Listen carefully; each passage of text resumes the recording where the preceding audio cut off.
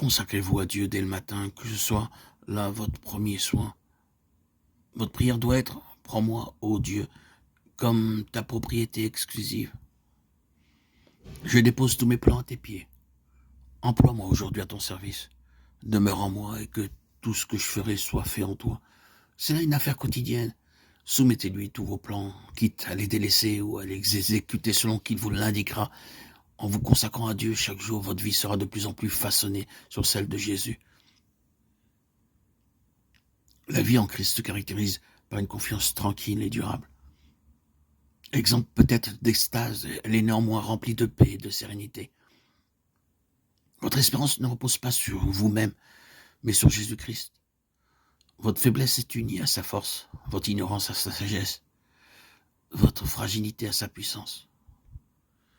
Ne regardez donc pas à vous-même, ne contemplez pas votre personne, mais le Sauveur. Que vos pensées s'arrêtent sur son amour, sur la beauté et la perfection de son caractère. Jésus dans son renoncement, Jésus dans son humiliation, Jésus dans sa pureté et sa sainteté, Jésus dans son amour incomparable. Tel est le thème qui doit faire l'objet de votre méditation. C'est en aimant le Christ, en l'imitant, en vous reposant entièrement sur lui que vous serez transformé à sa ressemblance. Le Sauveur nous dit « Demeurez en moi ». Ces paroles expriment l'idée de repos, de stabilité, de confiance. Jésus nous adresse aussi cette invitation. Venez à moi et je vous donnerai du repos. Matthieu 11, 28. Le psalmiste exprime la même pensée. Garde le silence devant l'Éternel et espère en lui. Ésaïe nous donne cette assurance. C'est dans la tranquillité et le repos que sera votre salut. Psaume 37, 7, Ésaïe 30, 15. Ce repos n'est pas l'inaction. Dans les paroles du Sauveur, la promesse du repos est jointe à l'invitation au travail. Prenez mon joug sur vous et vous trouverez du repos. Matthieu 11, 28, 29. Celui qui se repose le plus complètement sur le Seigneur travaillera aussi avec le plus de zèle et d'ardeur à son service.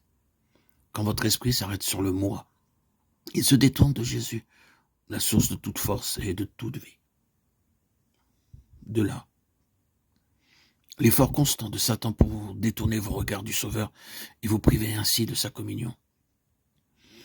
Il s'efforcera de vous distraire de l'objet de votre contemplation par les plaisirs du monde, par les soucis, les soins et les tristesses de la vie, par les fautes d'autrui, ou même par vos propres fautes et imperfections. Ne vous laissez donc pas prendre à ces pièges. Plusieurs personnes réellement consciencieuses et désireuses de vivre pour Dieu sont trop souvent amenées par l'ennemi à s'arrêter sur leurs fautes et leurs faiblesses. En les séparant ainsi du Christ, il espère remporter la victoire. Ne faisons pas du moi le centre de nos pensées et ne nous laissons pas envahir par des craintes au sujet de notre salut. Tout cela nous détourne de la source de notre force. Remettez à Dieu la garde de votre âme et placez en lui votre confiance. Parlez de Jésus, faites-en le thème de vos méditations. Que le moi se perde en lui. Bannissez les doutes, abandonnez vos craintes. Dites avec l'apôtre Paul, si je vis, ce n'est plus moi qui vis, c'est Christ qui vit en moi. Si je vis maintenant dans la chair, je vis dans la foi au Fils de Dieu qui m'a aimé et qui s'est livré lui-même pour moi. Galates 2:20. Reposez-vous en Dieu. Il est à même de garder le dépôt que vous lui avez confié. Si vous voulez vous remettre entre ses mains, il vous rendra plus que vainqueur par celui qui vous a aimé.